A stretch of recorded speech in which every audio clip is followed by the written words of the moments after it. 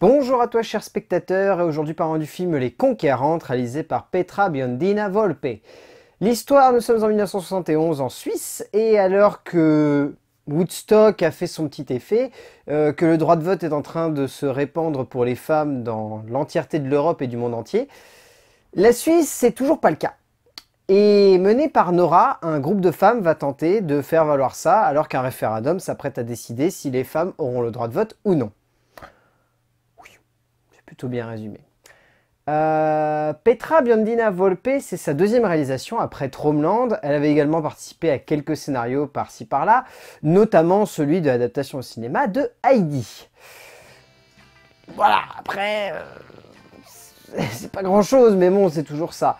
Là, du coup, elle choisit d'aborder un autre sujet beaucoup plus fort dans l'actualité, avec tout ce qui se passe en ce moment, puisque le film traite clairement d'un patriarcat masculin très renfermé sur lui-même, qui préfère choisir de lui-même la condition qu'une femme a dans un pays où il n'y a pas encore eu le réveil des consciences qu'il y a eu un petit peu partout en Europe et aux États-Unis à cette époque-là. Le film est très intéressant, de par son sujet forcément, mais également de par la manière avec laquelle il choisit de le traiter, même si, il faut bien le reconnaître, Petra Biondina Volpe, elle le traite de manière très classique. Le film ne brille pas par une nouveauté dramatique ou par une inventivité de dramaturgie qui va révolutionner le genre. Le film brille avant tout parce qu'il est intelligent, il est fin, et parce qu'avant tout, l'histoire qu'il raconte est forcément évocatrice, de par les temps qu'on vit aujourd'hui, mais également de par la résonance qu'il a, de par le fait qu'il ait fallu un tel réveil des consciences pour que les femmes aient le droit de vote.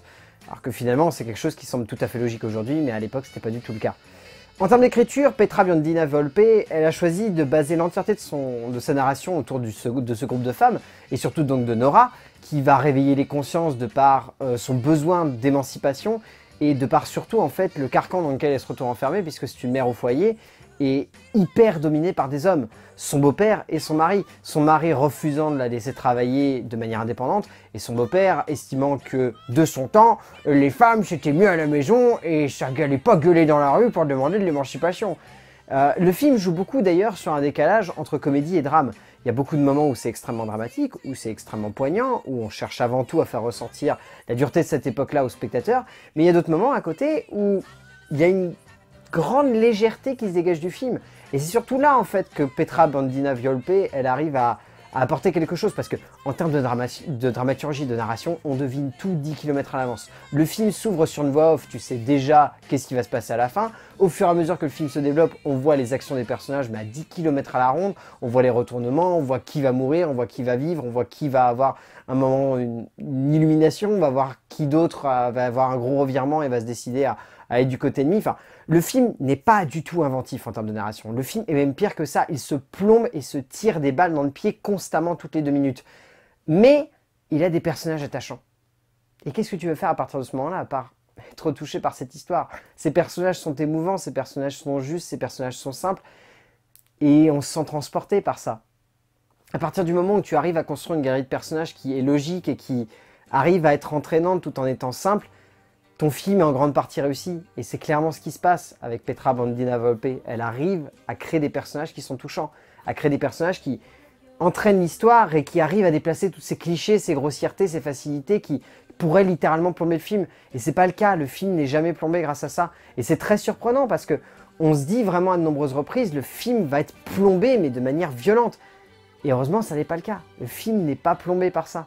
Il n'est pas plombé également parce que malgré son classicisme de mise en scène extrêmement flagrant, Petra Biondina Volpe, elle s'en sort très bien en termes de mise en scène. Il y a de très bonnes idées de mise en scène, il y a un très beau travail de reconstitution, et au-delà d'être un travail de reconstitution, le film est un très joli travail de mise en scène, il y a un très joli travail de regard autour de la situation des personnages. Le film également en termes de comédie joue beaucoup au travers de sa mise en scène, parce que le comique ressort surtout parce que c'est un comique de situation. Et donc si la mise en scène accompagne ce comique de situation, le comique n'en est que plus efficace. Au-delà du dramatique qui forcément va avoir un impact parce que l'écriture des personnages est fine, le comique ressort grâce à la mise en scène de Petra Biondina Volpe. Il y a quelque chose qui se dégage de sa mise en scène, il y a quelque chose qui emmène ce groupe de personnages, qui arrive à l'entraîner au-delà de simplement vouloir faire rire arrive à leur donner vie, arrive à leur donner du sens. Le mari, par exemple, de Nora est très très bien mis en scène à partir du moment où Nora va faire grève. C'est très très bien fait là-dessus. On sent qu'il y a un amour, en fait, de la part de cette réalisatrice pour ces personnages. Et qu'elle arrive justement à comprendre que son film va être cliché, que son film va être grossier. Et elle dépasse cela au travers de sa mise en scène, elle dépasse cela au travers de son écriture. Elle comprend cela, elle admet cela, elle l'assume complètement, et elle va au-delà de cela. Par le biais de son écriture, par le biais de sa mise en scène, par le biais de la composition des personnages, par le biais du regard qu'elle porte, parce que c'est un regard très doux qu'elle porte sur ses personnages. C'est jamais un regard âpre, même les personnages méchants, on comprend leur motivation, on sait pourquoi ils sont comme ça. C'est là en fait que tu te rends compte qu'il y a une vraie justesse d'écriture dans la manière avec laquelle Petra Bondina Volpe, elle choisit de regarder ses personnages. Elle ne se contente pas simplement de porter un jugement sur leurs faits, elle les regarde, elle les comprend, et ainsi elle laisse la place aux spectateurs de les comprendre et d'interpréter leurs actions. Et là-dessus, c'est très très réussi.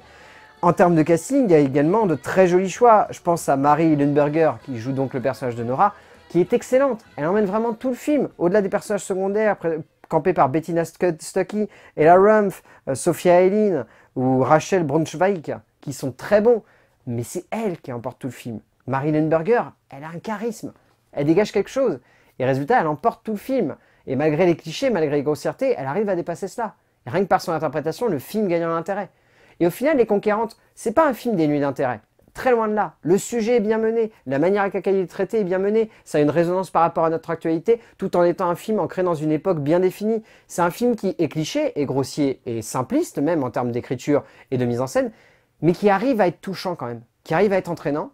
Et rien que pour ça, Les Conquérantes de Petra Bondina Volpe, je vous conseille de le voir en salle. C'est un film qui est joli, c'est un film qui est simple, et c'est un film qui arrivera à vous entraîner malgré ses grossièretés d'écriture. Très clairement. A plus!